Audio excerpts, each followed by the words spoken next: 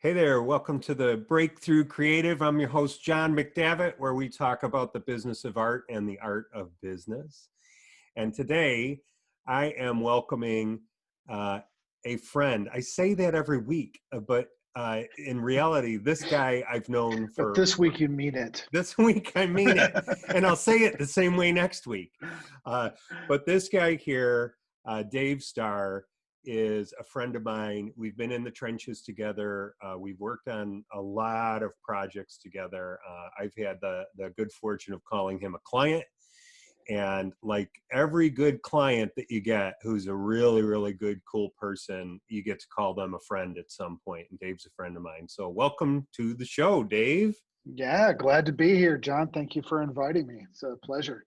Yeah, you rock. I'm glad you're here, man. So Dave is quite an interesting skill stack of a person. He has management skills. He is a designer, artist, an industrial designer, working in the development of product, various and sundry products, and he also has a background in teaching as would professor be the right word, Dave? Do I get to Sure, do I get to call you Professor Professor Dave? Dave. That sounds awesome.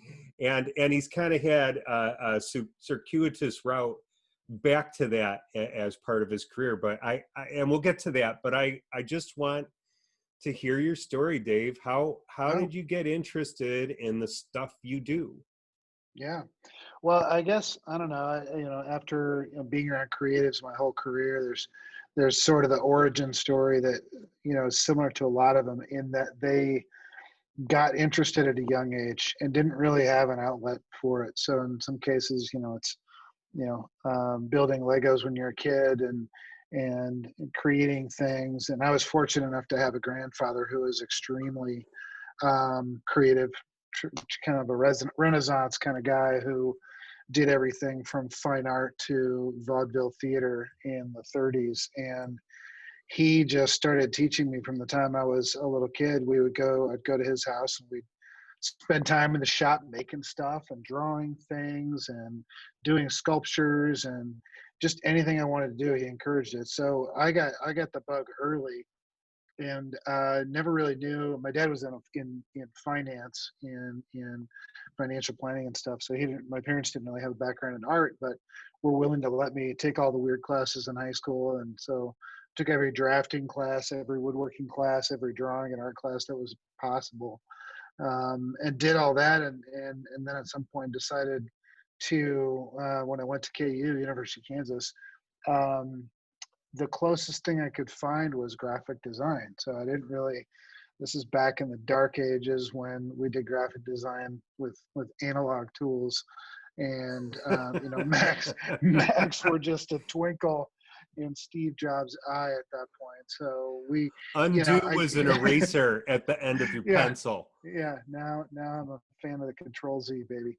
Um, but at that time, at KU, it was sort of fine arts and applied arts were mushed together in one school, which I wouldn't really realize till later was sort of an interesting way to do it. But within about a month, I ran into a professor who later became and still is a good friend of mine, whose name is Lance. And he said, "Well, what are you doing in graphic design?" I told him all. I'm like, "Well, I like to make stuff. And I build models and rockets and all sorts of crazy stuff." And he's like, "Why are you in graphic design?" I'm like, "Well, because I took a class called commercial art in high school and it looked funny." He's like, no, you need to be in industrial design. So unwittingly, I managed to enroll in one of the first industrial design schools in the country, and didn't know it was even a thing. So got into product design and kind of ever since have been really, really hooked on that. That part of creating kind of feeds the engineering and the art side of my brain. So yeah, that's kind of how it all started for me. That's awesome. I mean, I hadn't heard the story about your grandfather before, Hmm. and the creative part, that the hands-on making things part makes sense. the vaudeville thing makes even more sense now, Yeah, knowing yeah. you, because you're a storyteller and you're a creative communicator. And would you say that that kind of started from that relationship with your Oh, grandfather? for sure. Yeah. I mean, like everybody in the world, I think public speaking was terrifying for me. I was not super confident in high school, and he was always, encouraging me, to get out there and do stuff and talk about my art. And so, in college, I started getting involved in that. And anybody who's been through a creative program in school, you get up and talk about your work all the time and stand in front of people and take something you is very very personal to you and put it on the wall and then talk about it, defend it, hopefully not emotionally. And Hmm. so through that, I in a sick way, I sort of like it. I enjoy getting up and talking to people about things I'm passionate about, and it's a skill that has served me well, throughout my career. It's one of those things that they don't talk to you about in school, but it's probably top two or three things you'll learn while you're there is how to present and how to selling is a dirty word in the creative circles sometimes, but as young designers find out, you're selling something all the time, every day. So yeah, no, I definitely was part of the deal for me and helped me develop the storytelling side of my toolbox. Yeah, that's awesome and wonderful. What a wonderful grandfather. Hmm. So tell me a little bit about your journey from Sure. school into the working world. Yeah. What was that like? Anybody that feel free to jump on LinkedIn and check out my resume after this is over. But it's probably the weirdest looking resume you might see out there. It's a pretty circuitous path to where I'm at today because after I got out of school, I graduated in 1993, and there were no jobs. It wasn't as bad as it might be now, unfortunately for grads in 2020, but it was pretty bad. The job market was not good. So after interviewing with a whole bunch of people and finding out there weren't jobs, I went to Chicago and lived with a couple of guys that I went to school with and got a job at Eddie Bauer in the Loop selling backpacks and pocket knives to people. So that was, and we were young and super smart, and we were going to start a design studio and be famous designers in Chicago. So with no clients, no portfolio, no experience, no money, I ended up working at Eddie Bauer. And fortunately for me, the market turned, and one of my professors called me up and brought me back to Kansas City to work for his consulting firm. So from there, I kind of crossed back and forth between consulting and corporate design.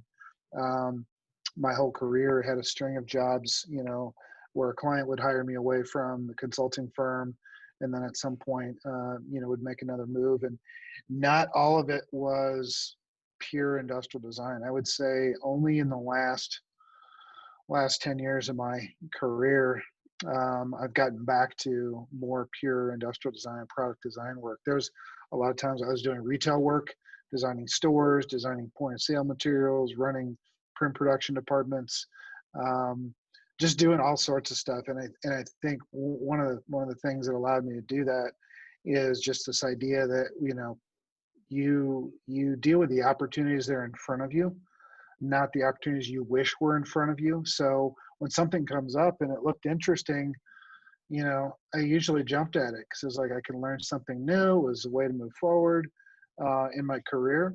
And by luck or by hold on a second. All right, thanks.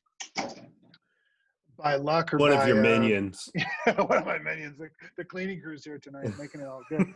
Um, by luck or by happenstance, I was able to kind of piece together a string of jobs that one would lead to the next and lead to the next. And they got bigger and I don't know, arguably more important, to where I was running creative teams and opening a design studio here in Kansas City and leading a successful consulting firm, and then jumping into corporate, which is, at the time at Wilton where we met, and built an internal design team out of the ashes of something that was there before, um, and created something pretty cool, with help from a lot of great people and a bunch of folks I still keep in touch with. So that's sort of launched me down the corporate side of things. And since then, I've led design and innovation at a executive level for a number of companies and a couple of Fortune 500s. And now I've, at almost 50, decided why not? Let's do a startup. So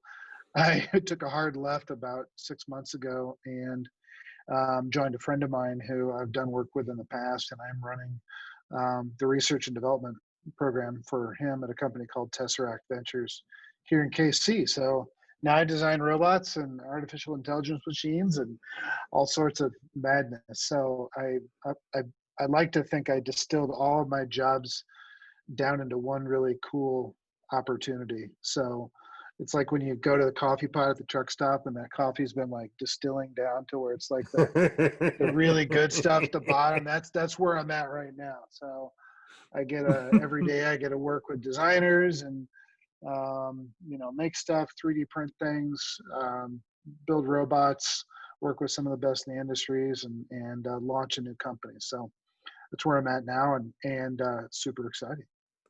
Now, what's really cool about you is you're a creative who straddles kind of the management part of Hmm. things, and you Hmm. do it really well. It's effortless for you, or is seemingly effortless. Uh, I used so, to have hair though, so there's some effort involved. That's made me an inch shorter and go bald. But well, that sounds about right. If you're doing it right, I think that's the look. Um, tell me about this. Is something that I've been dwelling on for a while over the past year. It seems to me you've got to be, if you're going to manage people and as a creative, and you're going to manage other creatives, and you're going to kind of, hmm. like, your perspective is to see at least the whole of what it is you're working on, because you've got a bunch of Hmm. people working on components. You've got to Hmm. be a systems guy. Like, Yeah. you've got to create systems. Can you tell me a little Hmm. bit about that? Yeah, and I think some of it gets back to one of the skills I think you definitely have, and I strive for is that the self awareness of understanding where your superpower is. Being a nerdy Marvel guy, I'm always into that and kind of where you're. And for me, I'm probably the most boring superhero ever because I'm like organization man. His powers are Excel and a pencil. But I think as a creative early on, I realized that I was really good at organizing teams and seeing objectives and clearly seeing the path to achieve those objectives. And so I can do it creatively. I can evaluate creative. I can do the work myself, but it's probably not my strongest suit. So I, have defaulted to leaning on people who are really good in, illustration or pure form development or mechanical engineering to help me get to where I need to go and to organize the team that way. So if I tried to make a living being a stylist, like being a car designer, for example, or the Jonathan Ivy of something, it probably wouldn't have worked out as well for me. As I realized early on that my skills and talents lie in being able to um, you know build a creative vision, communicate that vision to stakeholders, whether that be people that I need to invest in it or in the corporate sense, management, and then go out and put the team together to make it happen. And so in that way, that's kind of how I've done it. It works for me. It doesn't work for some people. Um, but in the current role I'm at now, every day is about inventing systems. I mean, literally, we're starting our CEO, my partner his name's John, and he comes from, he's an inventor, lifelong inventor, sole performer. He's worked in companies, but he's also been on his own for a long time. So when we started building a company, a lot of how we do things and how we're going to get to the end state has fallen on my shoulders because I've been there before. Had to create a framework and an infrastructure for making creative product things happen on budget and on time, by the way, too, because that's one of the things that the boundaries, the realities of what we work in, which is why most startups fail, is there's a lack of understanding around what it really takes to get something done.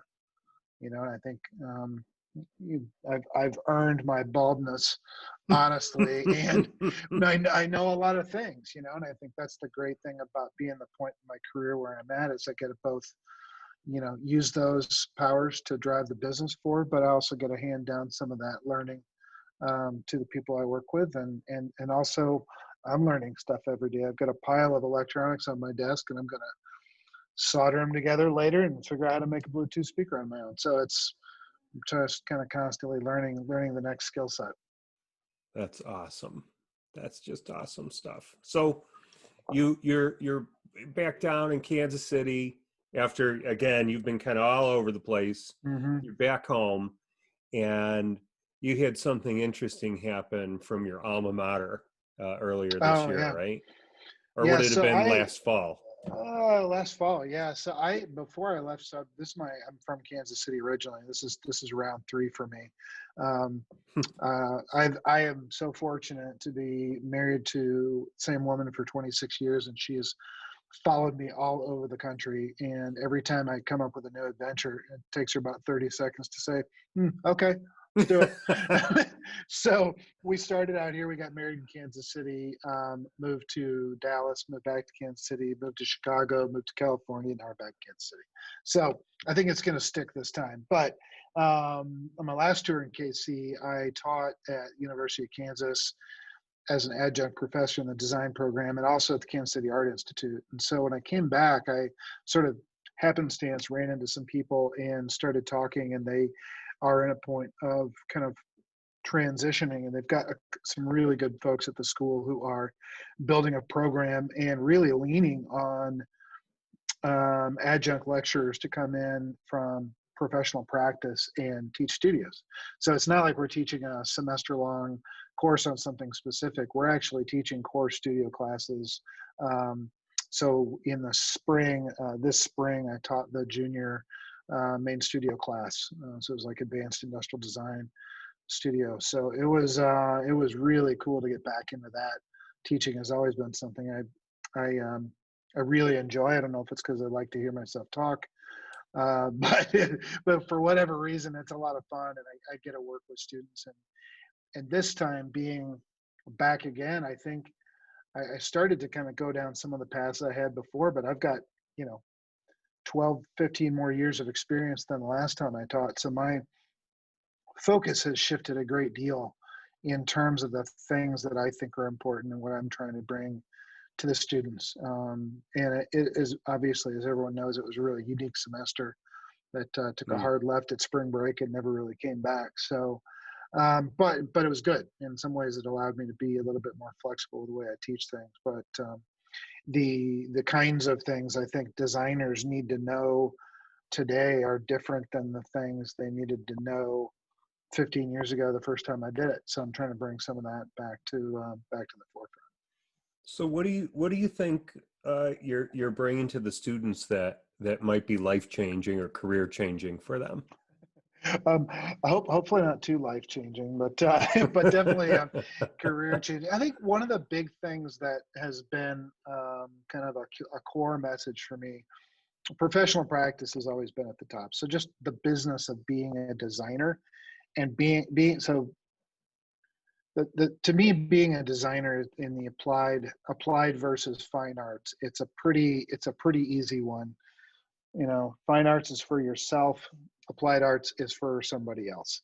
And that is while that's pretty easy for professionals like you and I to understand at the student level, you have to help coach them out of, you're not designing something for you. You're not in This is not a painting class. You're creating a product to be used by a user that has specific needs for something and has very little, if anything at all, to do with you and your personal kind of whatever your life as it is now. So helping students separate themselves from the process, I think, is huge, and it's something that they've always had to learn. But I think even more important than that now is that the value proposition for design has changed dramatically.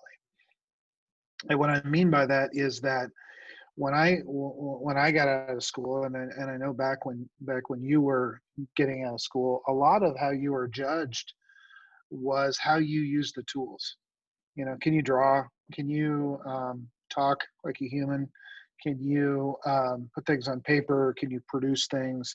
There's a lot of mechanical things, right? Hmm. It was like skills, and it was sort of taught like that. It was almost taught like trade school. I mean, even though I was at University of Kansas, a lot of it was very trade driven.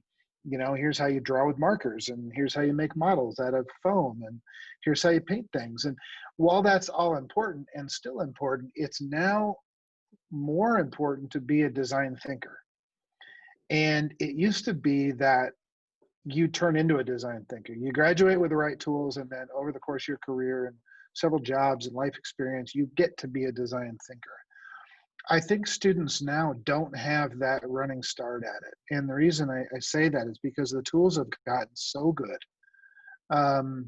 Between SolidWorks, Keyshot, Procreate, um, being able to produce great looking work is just table stakes. You've got to be able to do that.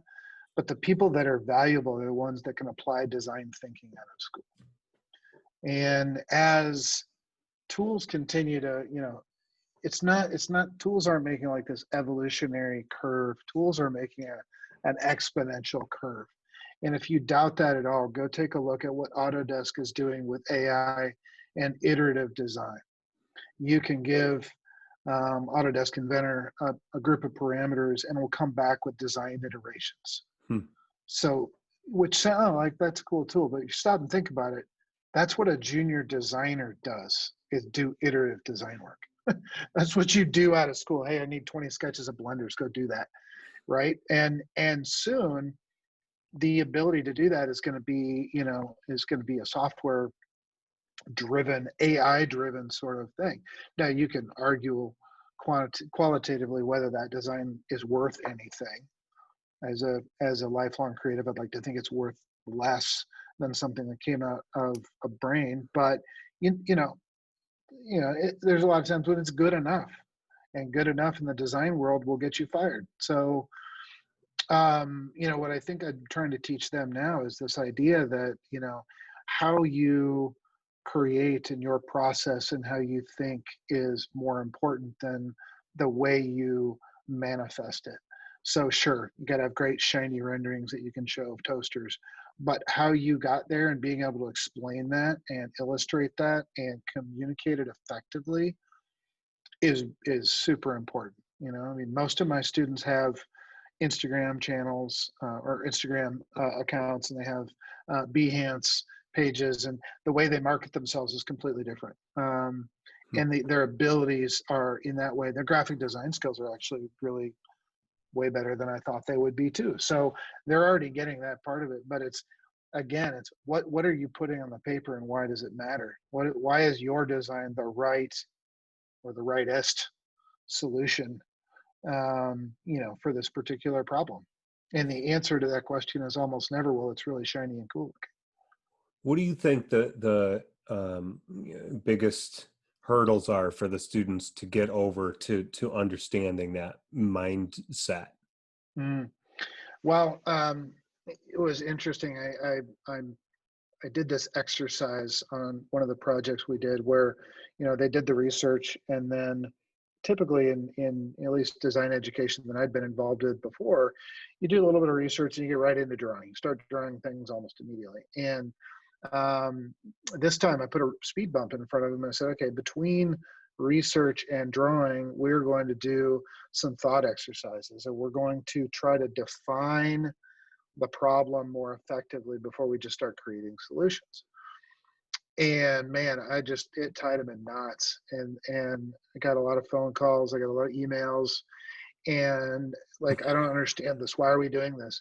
And it's like, well, because you can't. How can you just jump in and start drawing pictures of things if you don't really fully understand the problem?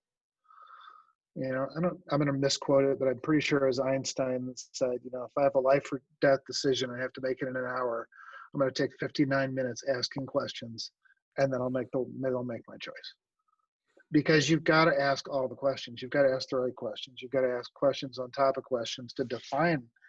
Then you can go create something. Otherwise, you're just drawing shapes. And so you get the typical design studio first pass at stuff, which if we're going to do a toaster, hey, I got a round toaster and a square toaster, and this one looks like this, and this one looks like that. But nobody can really explain why it is what they're, what's the form that's being derived is based in what. They can't really tell you. So we'd go through, put sticky notes on the wall. Okay, we're going to design a toaster for an elderly person. So what would an elderly person need that is different from the needs of a normal user group? Okay, well, the controls might need to be bigger. Their digital acuity is not as good, so you're going to have to make the toast pop up farther. We might want the housing that keeps you from getting yourself burned to be larger or different. And you start putting those sticky notes on the wall. We're not drawing anything yet. We're just making rules. Then once you take the next step and to start thumbnailing from there, you've got a place to start. And I've gotten on this soapbox before, but the worst phrase in design is out of the box thinker. If I hear that one more, and unfortunately I'm not in a corporate environment anymore, because I would probably jump up on the desk and start screaming at people if they say we need out of the box thinking.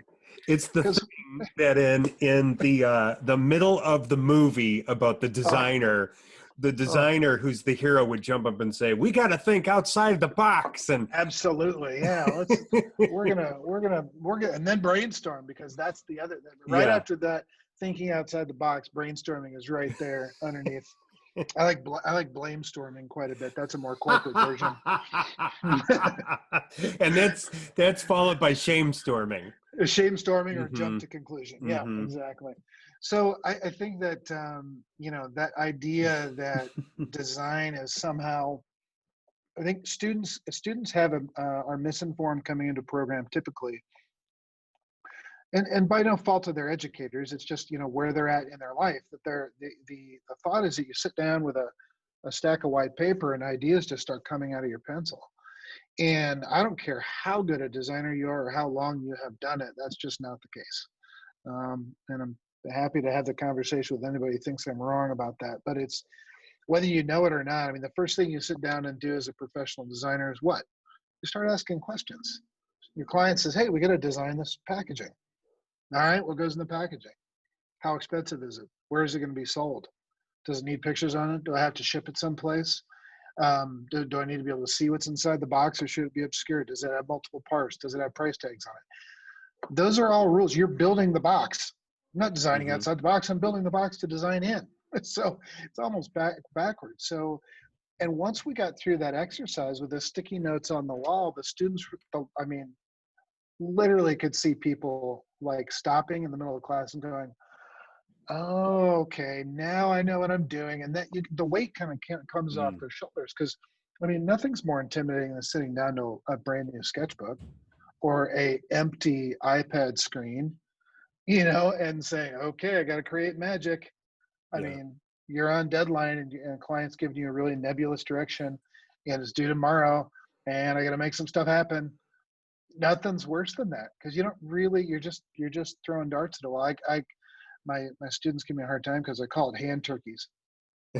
It's when you're a kid and you go and you make a hand turkey in class for Thanksgiving, and everybody makes one, and they all kind of look like turkeys, but not really turkeys.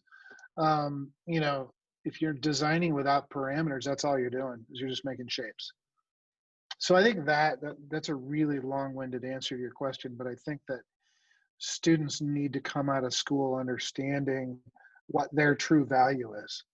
If you look at anybody, all the business books, self-help books, motivational books, they all talk about creating value. And what's your value? What's your value proposition? Your value proposition as a designer is not to make pictures.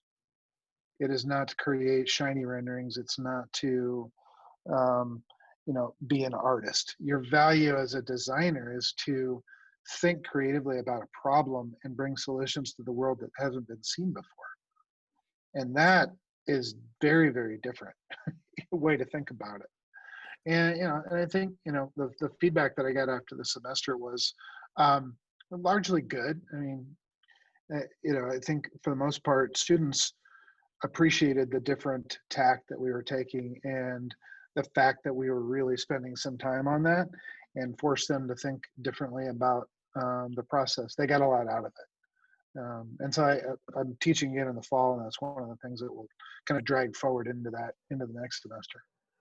That's really good stuff. If I can kind of break down the two main points that I got from what you just shared, Hmm. the first one is you're really teaching strategic empathy in design, Hmm. where you've got to take on the perspective of what's important, why is it important, and that will help to define the images that you start to put down on paper and the Hmm. design direction.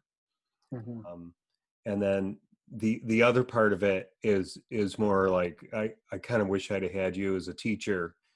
If I could, No, you maybe don't. you could go back in a time machine, because I really think for any student that took to heart that part of the process, you've probably cut off about 10 years of maturing in your design life.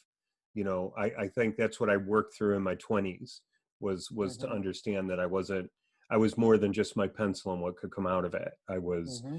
I needed to be a critical thinker in how I applied those skills. And that's so incredibly important. And as you say, the tools are so much better. I mean, I get on Instagram and I can't get over the skills that I see on Oh. there. And then the other thing I can't get over is I'll see some of these same people saying I can't get any work. Hmm. So you know what you just said encapsulates, you know, both of those problems and solves them. Yeah, if you want to be humbled, is get on Behance and go look at graduating seniors' portfolios. I mean, oh my gosh, the just the sheer raw talent that's coming out of school right now, all over the world. Yeah. China is putting out like world class design talent, and you're right. A lot of them can't find work, and at least in the product design world, um, the value proposition has shifted pretty dramatically. I mean, it used to be that and I ran a consulting firm through 9/11 into 2007, 2008, and it was, you get paid for churning out concepts and product designs and engineering baselines and things like that. Um, but a lot of that is done at the point of manufacturing now. So, Mm-hmm. whether it's in China or in Europe or wherever the product is manufactured, they've pushed that cost. They've pushed that cost. The client base has pushed the cost over to the manufacturers successfully. So, a manufacturer of power tools is a great example. I did a project for a company that, large national retailer that sells lots of power tools, and doing a private label program for them. And we got it to a point where it was literally just barely better than a tight rendering in Illustrator. So just orthographic views in Illustrator that were photoshopped, and they look great. But my assumption was, okay, well, now we're going to turn that into 3D, turn it into SolidWorks, make models, go through the normal process. They said, oh, no, no. We've already sent your work over to China. We'll have prototypes back in a month. Send us your invoice. I'm like, what just happened? Uh, so, that all that stuff we normally would have been paid for, obviously as a designer, I'm like crushed because I wanted to see the project through. But then as a businessman, I'm thinking to myself, uh-oh, Yeah. we need to change what we're worth and what we're doing. And you can see it there, Smart Design, Teague, um, you name it. Pick any of the big consulting firms. IDEO is probably the first one to do it way back when, is they realized that design thinking was, where this is all going, and by and large they've turned into consulting firms. I mean, McKinsey has bought design firms, Deloitte has bought design firms because they want to bring design thinking to the business world at a high level. So what was, give me 20 versions of bass boats to make, has now become, help me define my user group and create new watercraft sports, which is great. It's a great place to be, but it's also a very different skill set than what I was educated to Yeah. Yeah. So you got to be able to change and do. adapt to your Yeah. environment because it's changing Hmm. rapidly. Hmm. So, you know, as we're wrapping up, what would you say is, and it could be like one thing or it could be a couple of things. What advice would you give Hmm. And this is how I'll frame it, because I'm going to do it two different ways. What advice would you give to the student coming out of a college program or even out of high school or Hmm. whatever, who wants to be a product designer, to be Hmm. in this world of design? What do they need Hmm. to do to break into it and get somebody's attention and just be relevant in some way? Hmm. How do they Yeah, start? well, I think I'll answer that in two. There's two parts, and it'll probably be long-winded again. But I think there's an attitude you have to have, and I think then there's what you need to do to get a job. So I'll answer the attitude part first. Um, there's something that I talk to my students about early on, and I've also used this to educate corporate design. You and I have worked together in environments where we've brought this idea to the table to large teams. It's the idea of putting the what before the how. And it's a skill that's buried in design thinking. And we all do it different ways, and it's the how, what, where, when, why, whatever. But I think the most dangerous part of the design thinking cycle is when groups of creatives get together and they start putting the how before the what. So just to illustrate it, you're in a meeting talking about a product that you have to bring to market, and we're going to brainstorm about it, and we're going to talk about it. We're going to come up with some great ideas. Almost instantly, there's going to be an awkward silence where nobody wants to start, and then somebody's going to throw out, "Well, I know where we could make something like that." And then somebody else is going to say, "You know what? I know the perfect guy to call to do the packaging." And then, hey, what would the retailers want to pay for it? And pretty soon, you've spent an hour or more talking about all the logistics of bringing a product to market. And it feels great, right? It feels productive. I can put stuff in a bulleted list of things we talked about, and it's very tangible. It's very seductive because it just feels good. But what you've not done is answer the awkward question of what goes in that box. What is the product itself? And it seems so blatantly obvious, but it's really easy to start working on how immediately. And that goes back to that sticky note exercise we did with the students that throws that speed bump in the way that says, whoa, whoa, whoa, you can't start thinking about how until you've determined what it is that you're creating. So I guess I would say students should really spend time thinking about that, because when you go to present your portfolio, you're not presenting how. Nobody cares about how. I don't care how much time you spent in the shop sanding your model. I don't care how hard it was to do the renderings and Keyshot. I want to know what it is that you put on paper and what your design embodies that's important and why you did it. And if you can't answer that question, then you should start over, or you should really question kind of your path. So if you can sit down as a student, graduate, and look through your portfolio and your work that you're going to show, and really understand the how behind everything that you've done, but understand that the what that I put in it is what makes it substantial. I think then you're ahead of the game. You're going to come off as a much more mature player when you sit down to talk to people. So that would be the first. That's sort of the mindset.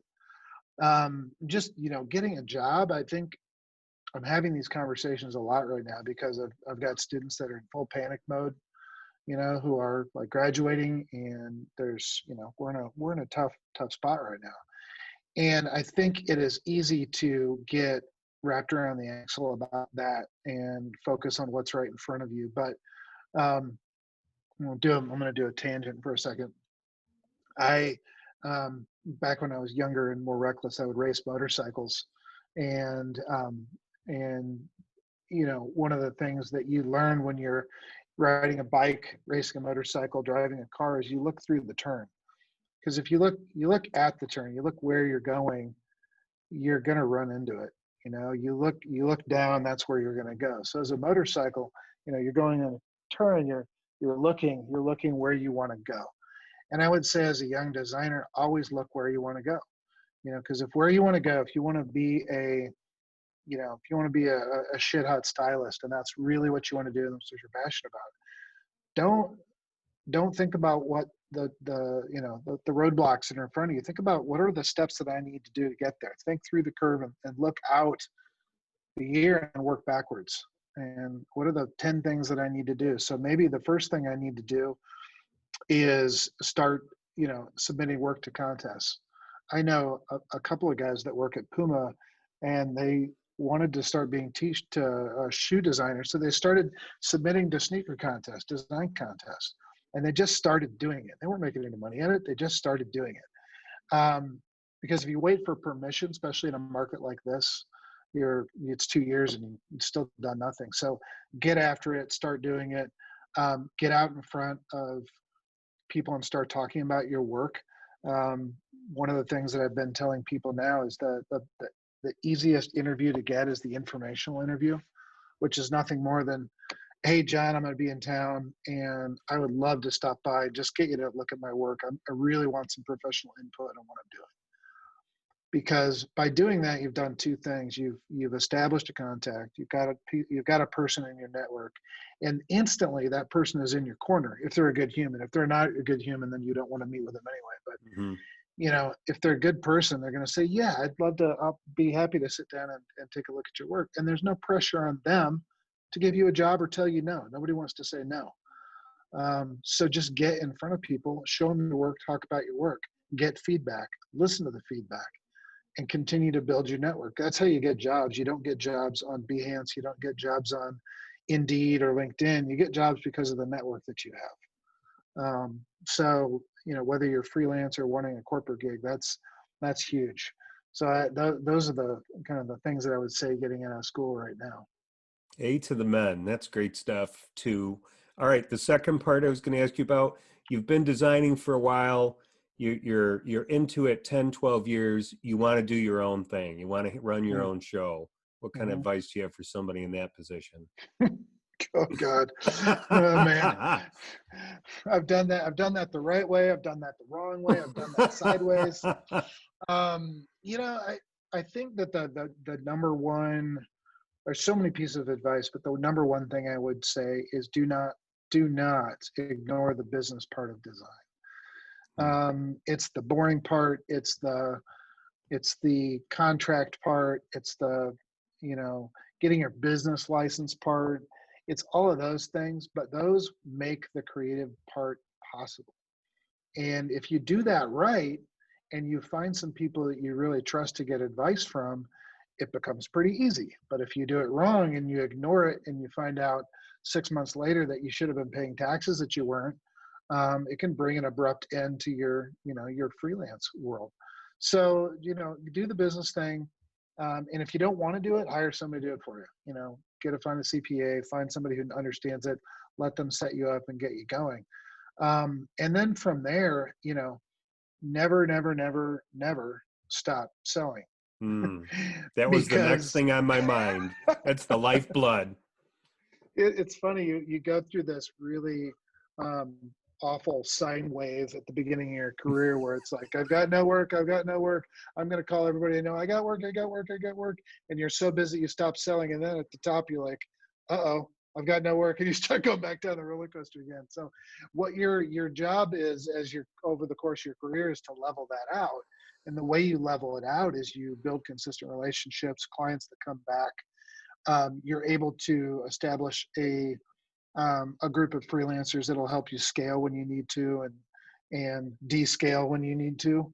But yeah, it's selling is not a dirty word. I had a student at the Art Institute once tell me that I was a complete fraud because, um, you know, anytime somebody sells their design, they're just selling out. I'm like, that's great, and I'm sure people at Wendy's would love to hire you. And and I was not a fan favorite in that class, but it's true. If you don't want to sell for a living, do fine art. But I would imagine that any successful fine artist will probably tell you the same. Yeah, yeah. One of the things I was thinking about that you should do on your podcast is like rapid fire either or. So you could say Adam West, Christian Bale. You could say you could say episode 1, episode 4. have You have could you do ever that back seen and forth. have you ever seen Adam West before? Obviously he was still alive at the time, and he was on a Funny or Die episode, and he was playing Adam West, but playing Batman outside of the actual Batcave from the TV show, and he was having a garage sale, and he had all this ridiculous stuff out front, and like people would start to look at things, and he'd say, "Those socks were worn in the episode where Joker came after Robin, and I had to take after." I was just hysterical. It's so worth watching, dude. Oh yeah, I'll have to check that out. There's a lot of how it should have ended. If you're I don't know if you're a Mm-hmm. fan. Oh my gosh, like Villains Tavern and things like that. So yeah, yeah, those are pretty good. But yeah, I think rapid fire either or is one or the other. You know, All if right, you, here I'm gonna go either or. Blade Runner 1982 or Blade Runner 2047. well, my son's name is Decker, so I'm going to go 1982. Well done. Uh, Yes. uh, Thing from Another World or The Thing? Oh gosh, the John Carpenter thing. Yeah, 1982. That version. The second version later was not as good. I watched that, gosh, with my son a few months ago. Still scary as hell. Yeah, horrifying. The Haunting of Hill House or Poltergeist? Poltergeist, because when the stake crawls across the thing, you know. Uh-huh. Yeah, You gotta like that. it's awful, awful effects. So there you go. Everything I just asked you is from 1982. Okay, I got one more 1982. The Okay, movie, bring it. the movie Gandhi or E.T. the Extraterrestrial? Oh, E.T. Yeah. E.T. And by the way, I watched that with my kids, and when they were little, and they were scared Yep. of of Of ET E.T. until he came out. But Yeah. the other thing you realize is that mom in that movie Mhm. smokes constantly in the house with the kids, and it's funny which things age since 1982 and which things Mhm. don't. But it's like, was it Dee Wallace? It was Dee Wallace. Dee Yeah. Wallace smoking like a chimney and talking about her boyfriends and while she's making breakfast with the boys. Yeah, Putting her it was cigarettes out on E.T. That's why he was exactly, ashen at the end. And E.T. exactly. was drinking beer. And I And mean, it's he just had a a little different ashtray on his world. flat head. Yeah, exactly. It's a different world. Well, this episode is spinning uncontrollably into the abyss. I want to thank you so much for being a guest. Thanks for being a great friend. It's really good to see you. Yeah, no, always. I always have a good time chatting, and our conversations always end up being like 4 times as long as normal, just because we get into Adam West versus Christian Bale discussion. By the way, it is Christian Bale, hands down, without a doubt. That's right. Whatever you say. Well, I could never understand him as Batman, but whatever. But you couldn't understand Bane either, right? So it was just Exactly. it's kind of like listening to two elephants try to communicate to each other. Nobody can understand. Just take the mask off. Yeah. So if somebody wanted to reach you, where do you think they could reach you? You can hit me up on LinkedIn, which is a great place, or Dave at TesseractVentures.io. Tesseract Ventures, just like it sounds, .io. Go check out the website. It's cool stuff. And it's the future of robots and AI. Excellent. Excellent. I'll have all that stuff in the show notes. Dude, you rock. Have an awesome long time until I see you again. Hopefully it All won't be right. that long. Yeah. All All right. right. Take care, and thanks for having me on. Good to talk to you, John. Thanks, brother.